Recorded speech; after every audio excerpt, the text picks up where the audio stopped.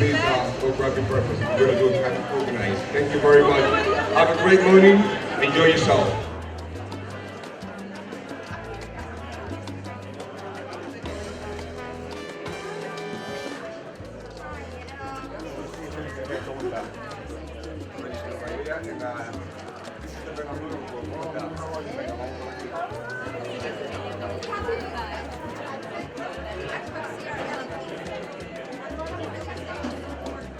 Good morning. Good morning. I know some of you still queuing, so that's fine. Thank you very much. Isn't that amazing? 5 o'clock in the morning. Who would have thought that all of you guys would have made it here on time? You did. Round of applause to yourself.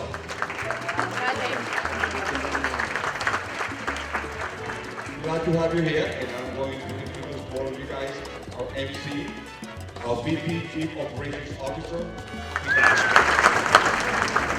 Good morning, everyone. Good morning. We're very excited to be here, be at this beautiful campus at the Assumption College, and I thank Assumption College and the president for allowing us to have breakfast here. I'd like to start by thanking our wonderful sponsors who made this event possible. The sponsors, if you could raise your hand when I mention your entity, and at the end you should all clap. Our sponsors are Allstate Insurance, Connect Media, Eversource, Pittsburgh Art Museum, Pittsburgh State College, La Mega Worcester Radio Station, National Grid, Senior Hotel, Telemundo, and last but not least, our supporter of many decades, the wonderful people from CENTRO'S HISPANIC.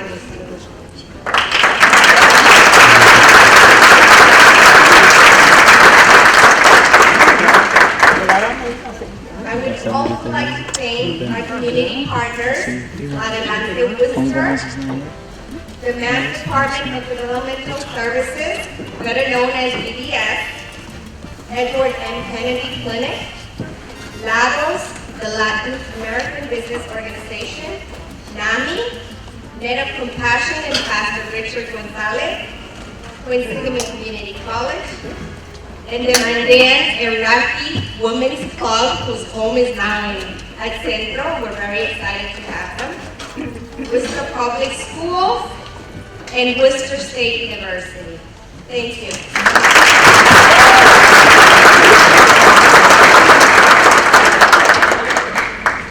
Next, we're going to have Father Hugo Cano, who is the director of the Office of Hispanics and Latinos in the Worcester Diocese of Worcester.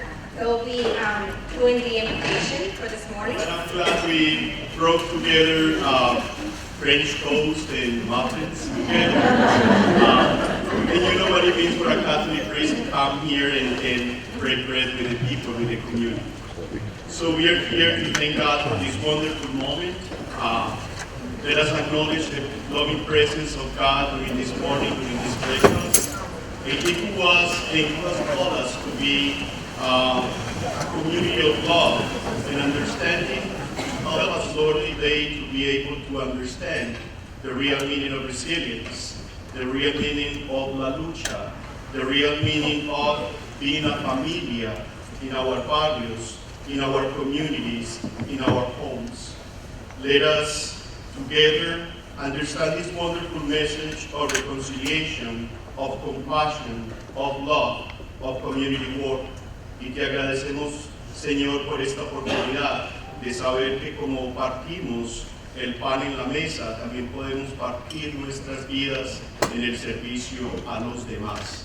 And together we pray, bless us, O Lord, in these thy gifts, we draw out to receive from thy bounty through Christ our Lord. Amen. Amen. That is good. As you may have noticed, we're happy to have here today Senator Mike Moore. If we give him a round of applause. He's an unwavering supporter of Centro in our community, and we're very happy to have him. Now I'd like to invite President Dr. Francesco Cesario, President of Assumption College. Bienvenidos y buenos días. Es un placer para nosotros que ustedes están aquí para celebrar la historia y cultura hispánica aquí en nuestra ciudad y a nuestra universidad.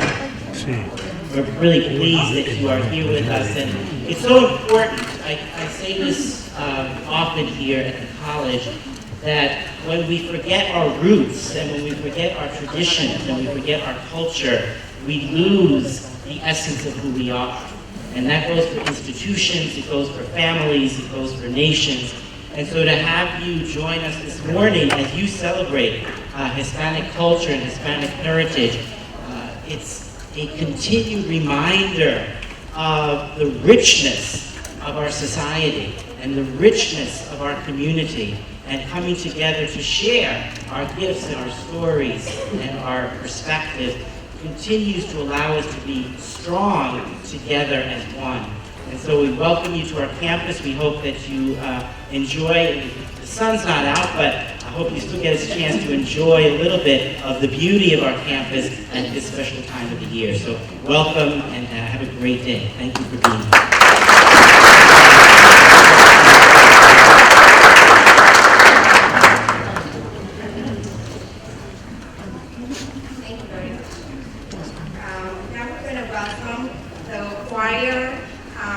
That will be singing us a few songs with some beautiful youth from our community. We're very excited to have them. It's always great to include them and have them be part of the celebration. If they come forward.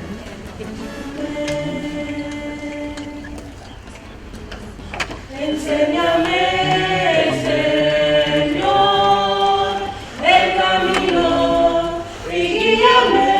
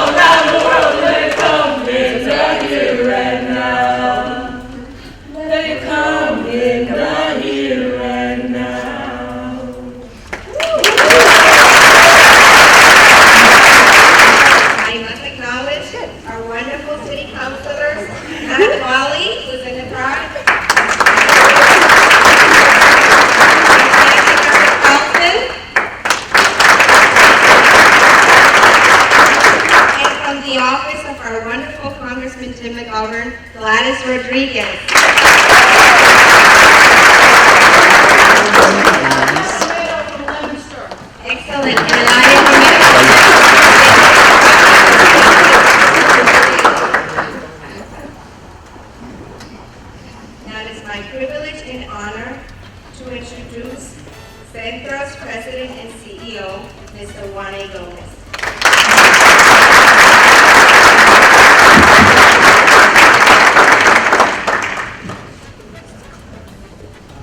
truly will try to be brief, but I'm going to steal this moment and take the opportunity to tell you a little bit about what, for God's glory, we've been able to achieve at Centro during the course of the past 12 years. I couldn't miss the opportunity to share that with you because if you talk to anyone that works at Centro, that volunteers at Centro, or that has any kind of involvement with the organization or even our clients, you will feel the difference. You will understand that Centro is not just like any other institution in our community.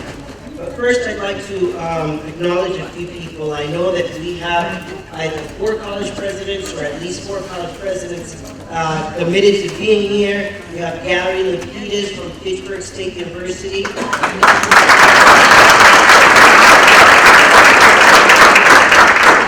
Barry Maloney from Worcester State University. Hilda Ramirez here from the Latino Education Institute at Worcester State University. President Luis Pedraja from Quinsigamond Community College. The chairman of our board who keeps us all in line, the Board of Trustees, Susan Mailman, the president of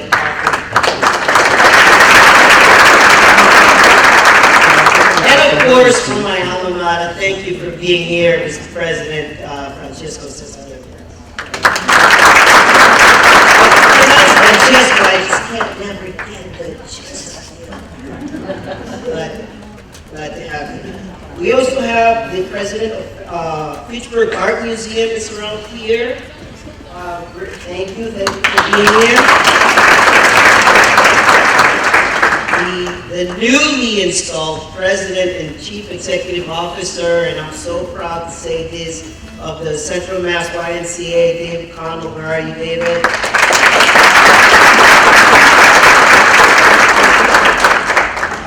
The President of the Chamber of Commerce was going to be here, but he had to go to a meeting, and he sent one of his representatives here with us. Thank you very much for being here. We have Maureen Benenda, Worcester Public Schools.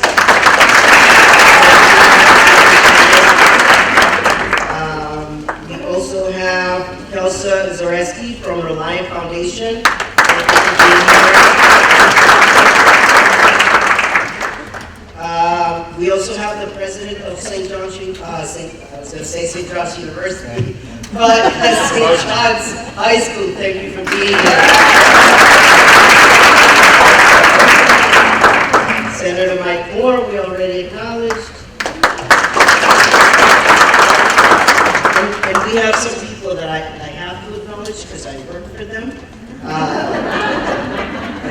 We have a number of board members here. If you please could rise to the acknowledged board members of Centro. Please stand up. Mauri Ramirez. Shan. And Bruce Brown. And every time we have an important event of Centro, somehow this gentleman always appears. And it epitomizes the civic activism of the Latino leaders of the 60s and 70s. He was not exactly on the papers as one of the founders of Centro, but he's always been there, was there to support the founders, and was there subsequent to that as an interim executive director. It's a pleasure and honor to introduce to you George Cortez.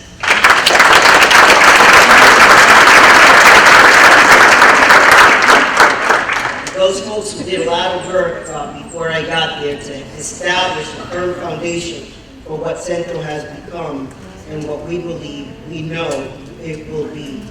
So we can't acknowledge, we can't take credit for what we're doing without acknowledging what has been done.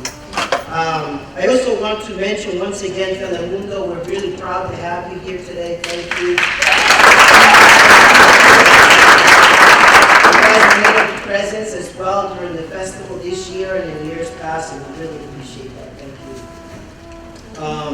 I also want to acknowledge one other person, well, actually two, the Latin American Business Organization. This institution has been around only 7 years, and already they've accomplished a lot. And we know because it's in his plan and because of the diligence of the two people that represent this organization, the president, Jose Rendas, and the founder, Brian Medina. Thank you for being here.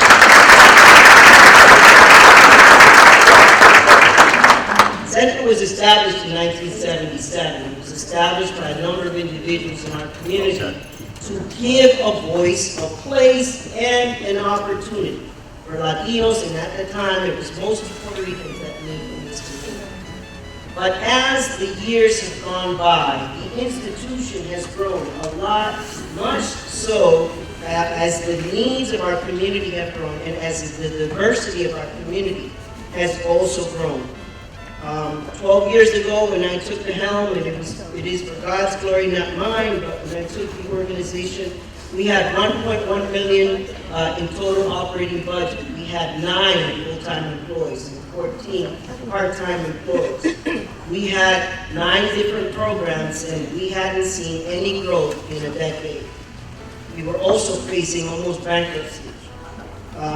But with the diligence and the hard work of the people who've been involved with this institution, the guidance and support from our board, and all of our community partners, many of which have been mentioned and those that have not been mentioned but that have been there all along, Centro is now an institution that serves over 8,700 families. 8,700 families.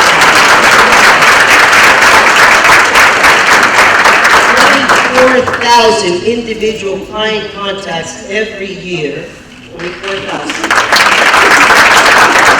Those are not my statistics. Those are the statistics of the Worcester County Food Bank and other organizations that keep track of that stuff. That's too big for me to think. But we have a total operating budget of $8.4 million. We closed the year with another surplus last year. We have almost 60 highly dedicated, highly committed, highly competent employees who do all of the work. And without many of them that are here today, this wouldn't be possible, and the work that we're doing every day wouldn't be possible. So could you please acknowledge those of you that are employees and volunteers at Centro, stand up, and all of us that's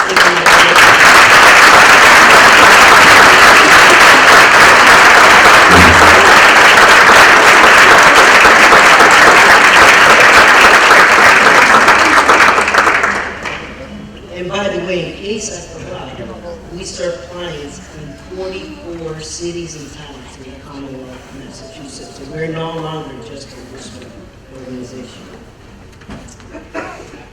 This year was a very telling year for Centro. At the end of the conclusion of our fiscal year, not only did we close the books on the organization, but we also concluded our 3-year strategic plan. This strategic plan sees the organization growing far more than any of us can imagine. What we will do during the course of the next 3 years is going to set the pace for where Centro is going to be a decade from now or 40 years from now. That would not be possible without your support. So I'd like to take this opportunity to thank you once again for that. But we also did something highly remarkable. The institution that credential organizations, providers, and hospitals. So the colleges and universities are credentialed by whatever the name of the institution is now. It used to be called the Regents or whatever. The high schools, they're credentialed. Hospitals and clinics are also credentialed by other institutions. But providers like Centro are also credentialed. And I want to remind you that we only have 60 employees, maybe, a very small budget, and we had never been credentialed by any credentialing body in the history of this organization. None of the top leadership of the organization had ever participated in any credentialing process. At the conclusion of the interview, the surveyors said to us that they could not believe how well we had adopted the policies of CAR. CAR stands for the Council on Accreditation of Rehabilitation Facilities. Not only did they recognize that, but we could have either not gotten credentialed for a year, or gotten credentialed for 3 years. And thanks to that hard-working team, the guidance and support from our board, and a substantial investment on our part, over $83,000, we got credentialed for 3 years.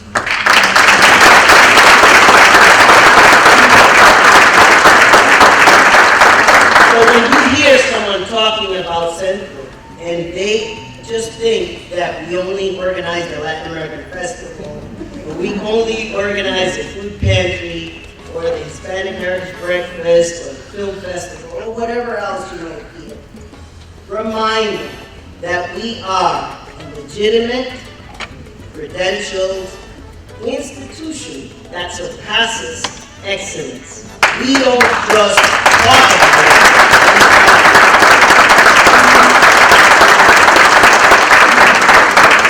And with that, I'm going to turn over the microphone to our keynote speaker. I'm going to briefly introduce him, but his full bio is in our program. And Eduardo Crespo has been a friend of mine for almost 15 years. I'm really happy and proud to see what he's been able to accomplish and how he has been able to help institutions understand the importance of diversity and focus on the needs of the Latino population, not only to serve them, but also to benefit from them and give them an opportunity. But I won't steal his thunder. His name is Eduardo Crespo. He's an immigrant from Ecuador. He's the founder and CEO of Hispanic Market Solutions, a Lawrence-based enterprise that specializes in helping companies and institutions understand, research, and service the New England Hispanic multicultural markets. Eduardo was recently appointed by Governor Baker to the Commonwealth Corporation's Board of Directors and has received numerous awards for his leadership in advocating for the inclusion and equality of Latinos in the U.S. On October 24th, he will be the keynote speaker at the National Hispanic Corporate Council, celebrating Hispanic Heritage Month in Raleigh, North Carolina. We're honored to have with us my friend and colleague, Eduardo Crespo. Please join me.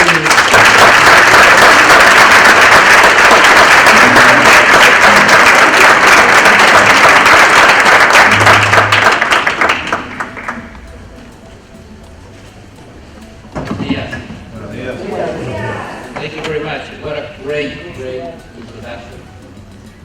In terms of the theme, in terms of what Hispanic Heritage Month means. And I know when I hear about what a Hispanic-led institution, the progress, the commitment to social justice, expanding to 44 different towns in the Commonwealth of Massachusetts.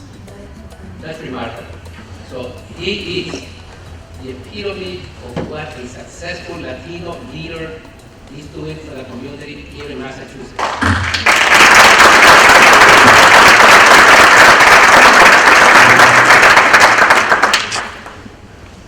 With Latino Heritage Month, I think that if you don't know, why do we celebrate this month? Celebrate reason. Is that okay? All right. So why is it between September the 15th and October the 15th? Well, it happens to be that it started in Congress in 1968. And the national independence from Spain of several Latin American countries. Guatemala, Honduras, El Salvador, Nicaragua, Costa Rica, Mexico, and Chile. The freedom. They fought for freedom, and they got their independence. And that is the theme of my presentation, which is the freedom to pursue your own destiny. It is to become integrated into the American society, not assimilated, but integrated into the society, so that we can go ahead and prosper. Because by Latinos prospering, the whole society. So it is incumbent upon us, every one of us present, that unless and until we focus on the growth not only economic growth, but educational attainment. This community, we are missing the boat. So we are already here. We are not going anywhere else. The 13 million people, that is also, that you hear something in the news, etc. We are already here. In my case, I've been here for over 100 years. No, sorry. Plastic surgery. And people may not know that before the pilgrims arrived, everybody thinks that the whole U.S. situation started when the pilgrims arrived. The Spanish people in the United States were already settled. Remember that. So when some people have the perspective that we are newly arrived people, I'm sorry, we had arrived long before the pilgrims did, so don't mistake that. Just very high-level data. The Latino population in the United States is at 60 million people. Not counting the 13 million. I don't call them illegal people. I call them undocumented workers. In terms of voting, muy importante, very important, because the only voice that anybody has in a community, in a society, besides money, power, is the right to vote. In government, as you have seen, some of you are present, it impacts our daily lives, whether we like it or not. In that sense, I have heard many Latinos, younger and not so young, that they are reticent, they are not engaged in the political system because of whatever reasons they have. What I'm saying is you're missing the vote. If you are not registered to vote, if you do not exercise that power of democracy, which is understanding and electing people to represent you, and don't blame society for what is happening today.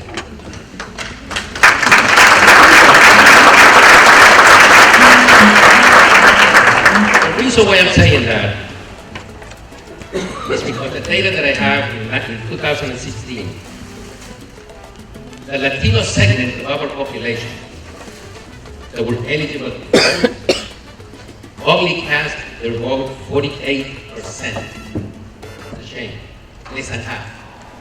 While the blacks voted 66.6%, and the white majority community 64.1%. So we'll see that we lack representation because we do not exercise our right to fair and equitable representation. Mexican Americans account for 35.3% of the population, particularly in the Southwest and the major metropolitan areas. Here in the Massachusetts area, it's mostly people from the Caribbean, Central and South America. So depending on where you are living in the States, depending on where you are living in a particular community here in Massachusetts, there are different perspectives, there are different cultures and traditions.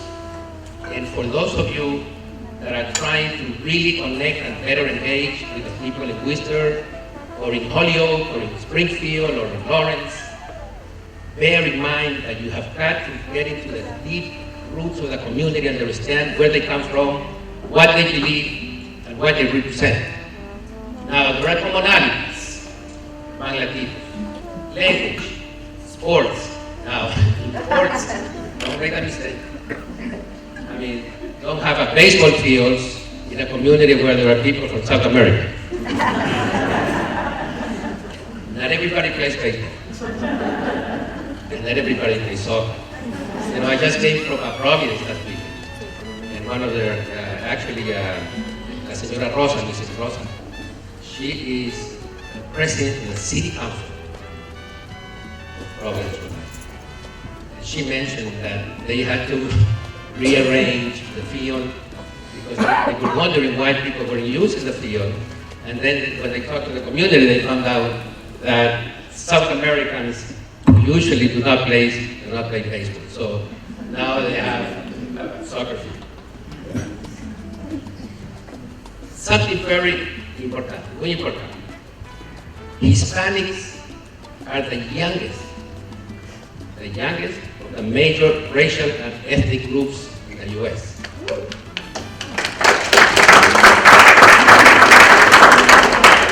In 28 years, the median age of Hispanics is nearly a full decade lower than that of the U.S. overall, which is 37 years.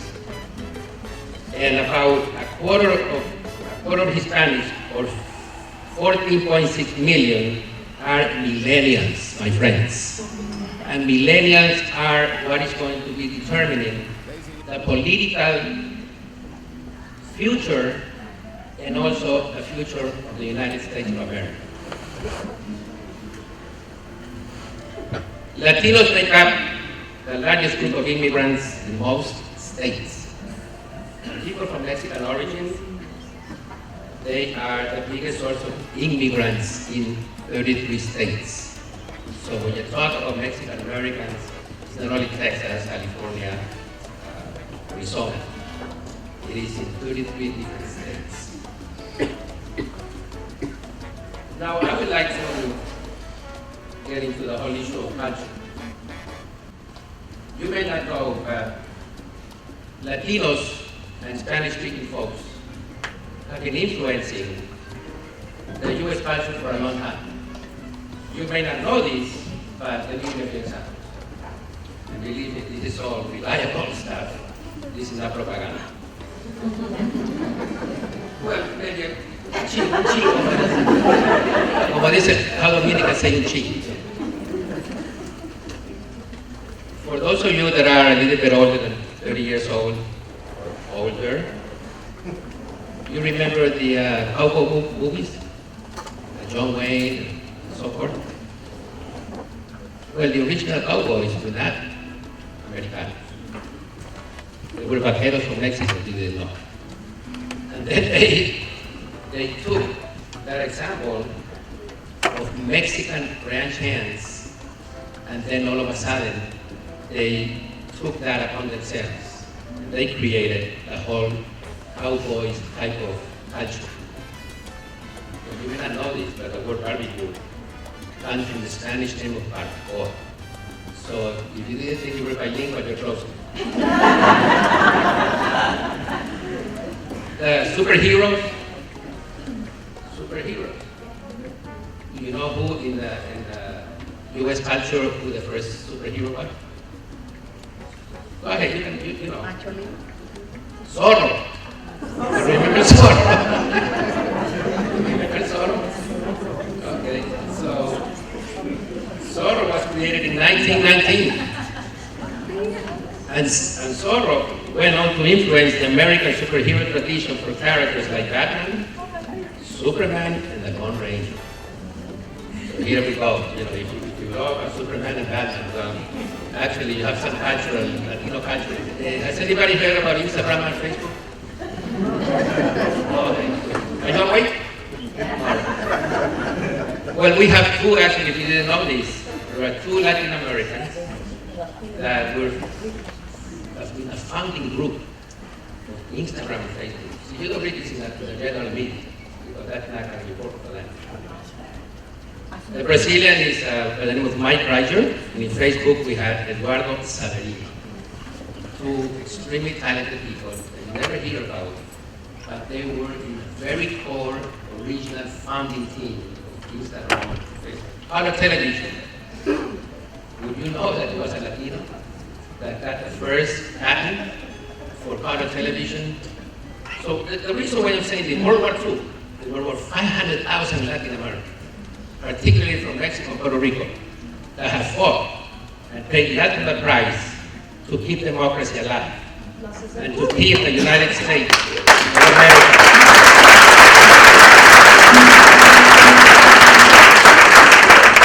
To preserve freedom, my friends. So we have earned it. Nothing has been given to us. We have paid sacrifice. As far as students recognition, you have only heard, I assume, Brown versus Board of Education for educators. Am I correct? Well, maybe you never heard of Mendes versus Westminster,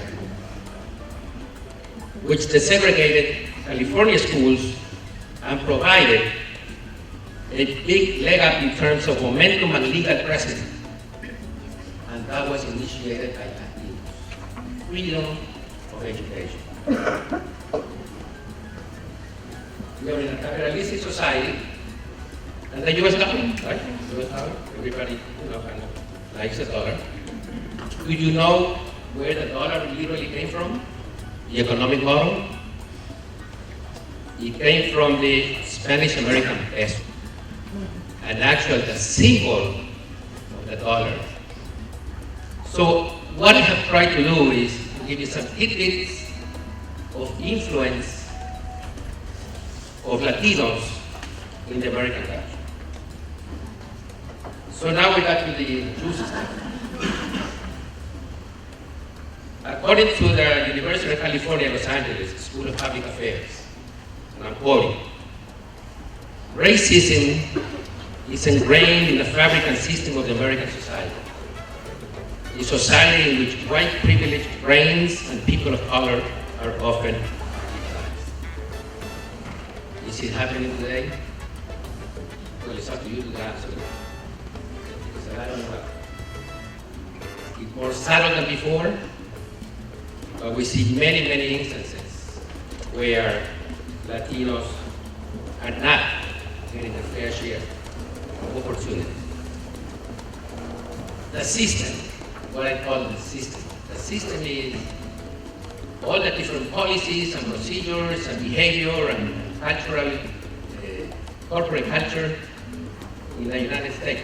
The system I'm going to talk about is corporations, institutions, the workforce, related issues.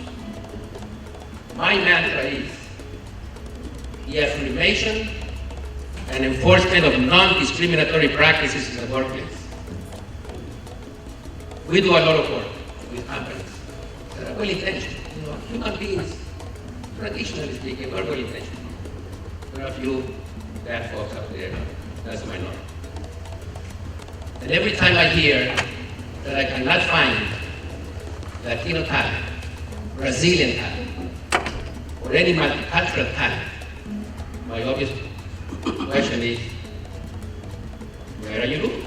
If you look hard enough, you find it. The president of Framingham State University is a compatriot of mine, Dr. Javier Ceballos. The president of MIT is a PhD from Venezuela. And I'm sure there is an association of college presidents in the US. When people are talking about, I can't find faculty. There are not enough PhDs. Have you found them? Have you asked for them?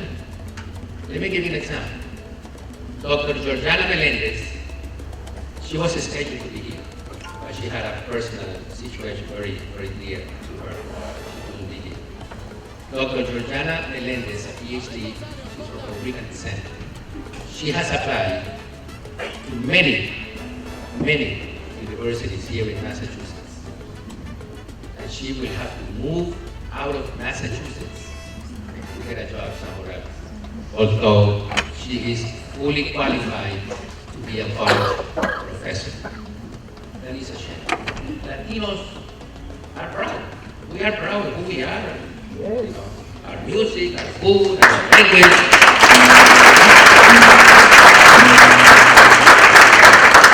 And in this particular company, all of a sudden, there was a memo. And this is a very relevant company. I'm sure that you have to consume some of their products. It's in the computer. A memo that stated that while you are working, the official quote-unquote language of the company was English.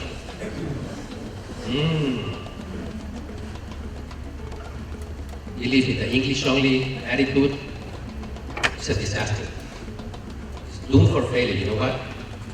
Because if people were not only bilingual, but multilingual, they will have a better sense of what the world is like. And also, there are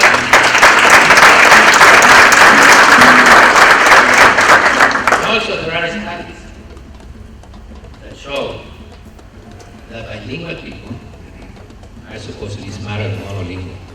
So you know what your homework is, guys. You know, if you want to be in that classification of being smarter, well, you know, get on it. Corporations need to build a work environment where diverse workers will not only fit in. Have you heard that phrase in some folks? Gee, Latinos don't fit in. You know? I mean, they don't dress right. They talk loud. They use their hands too much. They have groupies. You know, I mean, they party. You know, I mean, they claim that, I mean, like a family is the neighbor, the abuelita, cousin, and the nephew. Well, what's wrong with that? Maybe some people are lonely. We don't want to be lonely. We like to have groups. We like to be in groups. One time I had a client here in Massachusetts, a big retailing association, and they said, Eduardo, why is it that people, you know, they sell cars, big major cars, and they said, gee, Eduardo, you know, I mean, I don't know what it is, but I want to sell one car, and there are 5 people coming in. There is the young guy that is buying, the father, the mother, the uncle, and a mechanic that never went to school, but I guess he claims that he's a mechanic. Well, you know, a lot of Latinos are mechanics, no degrees. But they fix it. They know the old way, because back home, people need to be self-sufficient, you know, right? So we are carpinteros, you know, we are plumbers, we are mechanics, and so forth, because we have needed to survive. And the survival mode has made us more resilient and more accommodating. That's why, now, I'm not advocating, believe me, I'm not advocating that you hire somebody, you come in your house and all of a sudden you have a flat.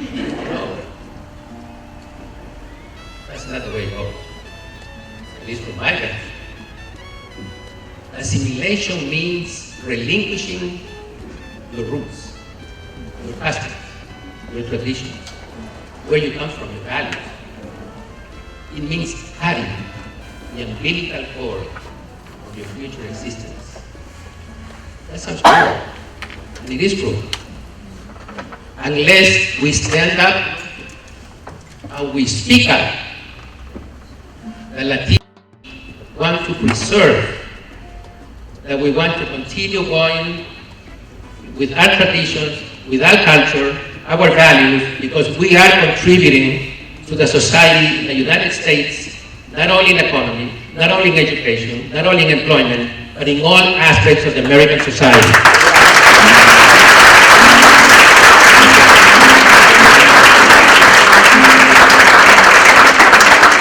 As far as government and education,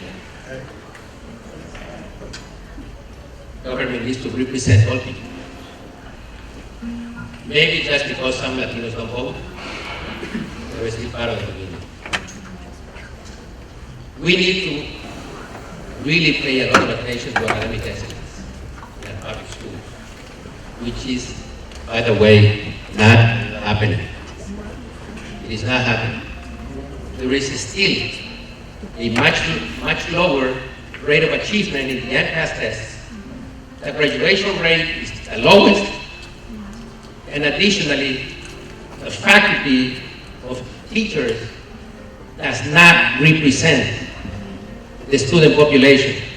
So how can young children or teenagers, how can they aspire to become teachers if they have only come across 1 or 2 out of 100 or 150 teachers? You tell me, what is the magic on that? So we need to be conscious. See, and this is not, I'm not saying that people are discriminating, but people are not paying attention. You need to be intentional. This society has got to be intentional in recognizing, as I said at the very beginning, that the success, the achievement of Latinos has an extreme direct correlation to the success of this society.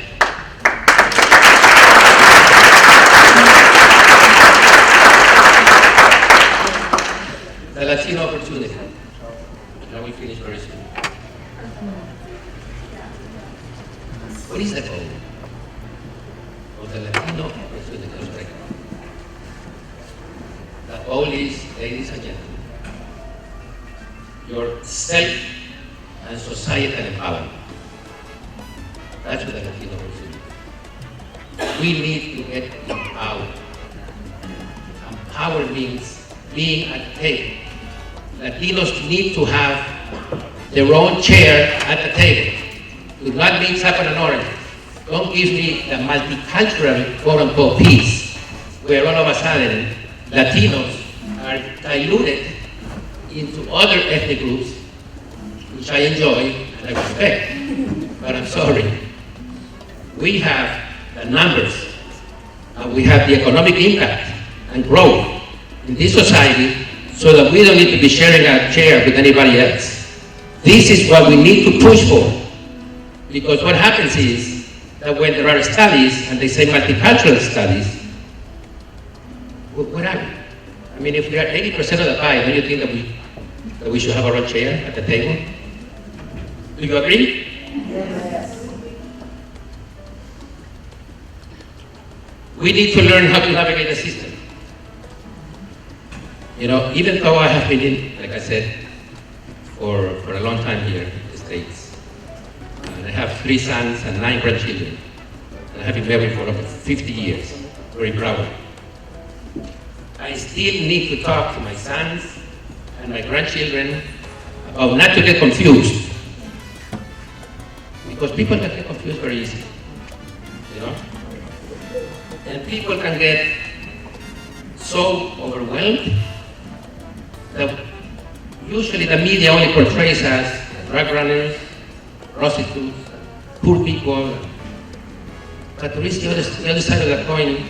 We just don't hear about it or don't read about it. So understanding how to navigate the system means that we need to mentor.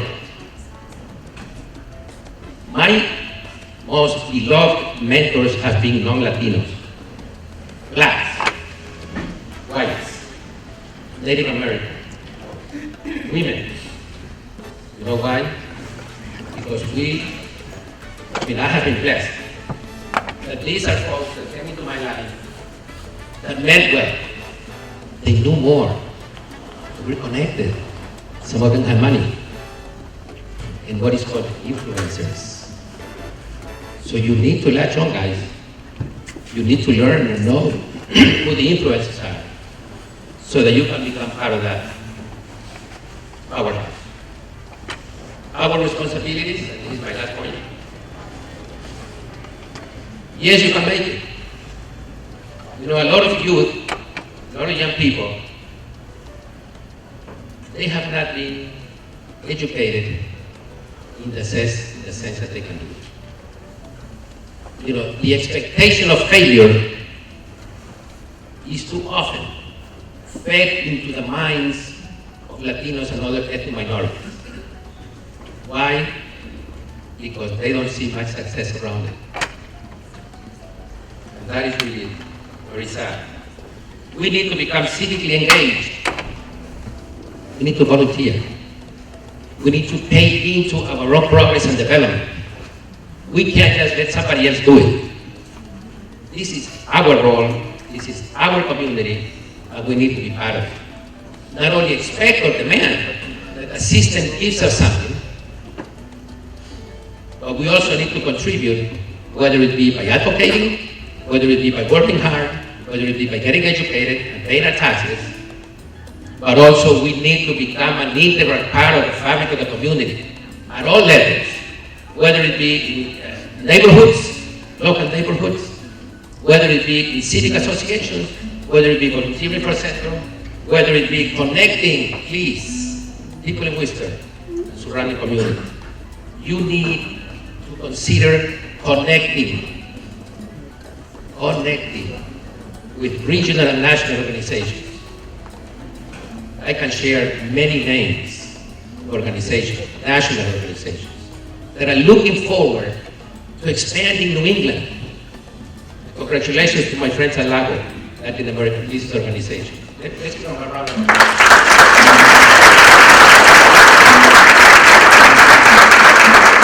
Lago is an example of what Latinos can do. They have to kind of create their own destiny. And this is what Jose and Efrain are doing, so power to you.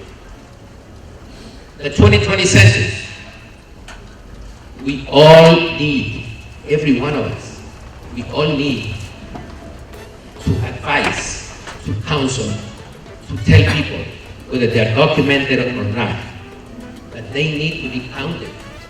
Because so much of the funding, your political representation, depends on the numbers. And we know that typically, the US Census has undercounted the Latino and other ethnic minorities. So in 2020, can be a really great tool for future engagement and representation of Latinos. Bilingual and bicultural is the way to go. A mí me gusta la bachata, me gusta el merengue, me gusta la salsa, me gusta el pan.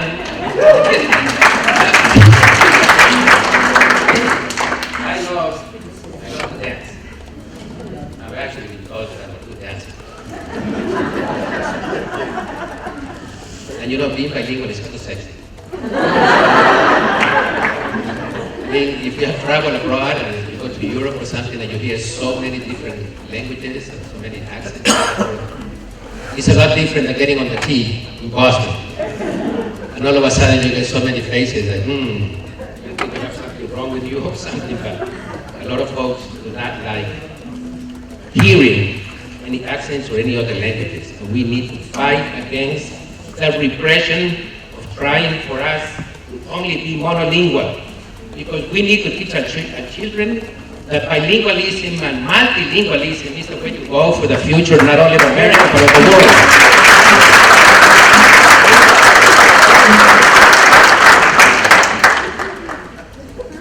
In closing, I really appreciate Juan and Senator, and all the folks that are here. We represent a cross-section of people that hopefully are committed to understanding better Latinos and to working along us. Because it's not an us and them, it's all of us and them. And I really hope that Worcester continues on the path of progress, of integration, that the Chamber of Commerce, I'm talking to my new friend, now they have 2 bilingual folks. I know the organizations here in Worcester are getting more engaged, in getting funding, in progressing, in prospering. So for our youth, arriba la hispanidad y arriba the Hispanic Heritage Month.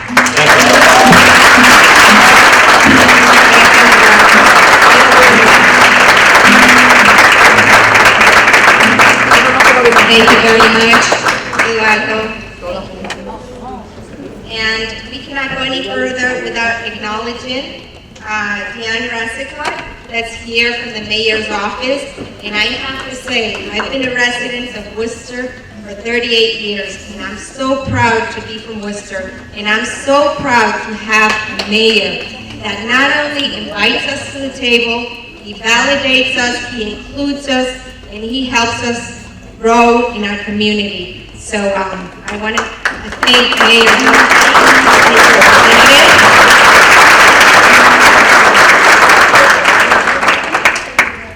We have a few announcements from Delio Fernandez, and then we'll conclude. You may network if you'd like, and there's still some Danish and coffee and other things that you may have if you want to help yourself before you go on and get your day started. Thank you very much. Put your hands together for our keynote speakers one more time.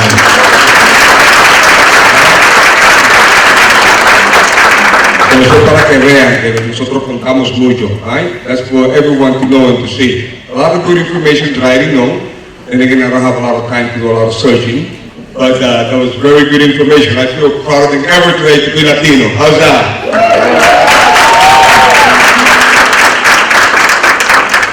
So, I'd like to mention the Physical Art Museum. Thank you for having us. Thank you. I mean, we're very glad to have you guys here. I mean, amazing. The support that we get for the Physical Art Museum. Coming up on the 27th, the 27th, Italia? 27th, Centro is going to be there with a flag presentation at the Pittsburgh Army Field. You are all invited. It's going to be exciting. So please go on Facebook or just look up the Centro calendar or ask Italia and her staff, and they'll guide you and give you more information about it. The Latin Festival is, we are composing a committee of volunteers to be part of the Latin Festival. And what this committee is going to do is going to ease the process or help us identify better singers or more qualified singers and other entertainments and other things that we would like to implement in our festival. So therefore, we're giving the public the opportunity to be part of the decision making or suggestions or identifying all the things that are important for our Latin Festival. And I cannot go on without mentioning la gente de Telemundo, Telemundo tu canal. Gracias una vez más. And he pulled me to the side and he told me, make sure you let him know 5 o'clock, 6:30, 11 p.m. broadcasting news live in Latino. Okay? Mr. Gomez, the mic is all yours. Thank you very much. Lastly, I want to acknowledge we have here with us Ken Bates from Open Sky, Ken Bates, president of Open Sky. We also have folks from two institutions that at one point were one and then they were divided, but they continue to work together year in and year out for the benefit of our community, and that's UMass Memorial Healthcare. We have Monica Lowell and Jim Leary here for them. And we have Paula Akindere from UMass Medical School. Thank you very much. Have a blessed day. I also want to acknowledge my wife, Lucas. Thank you very much for your support. I love you. To my Lord and Savior, all of you. Have a blessed day. Our 30th anniversary festival is next year.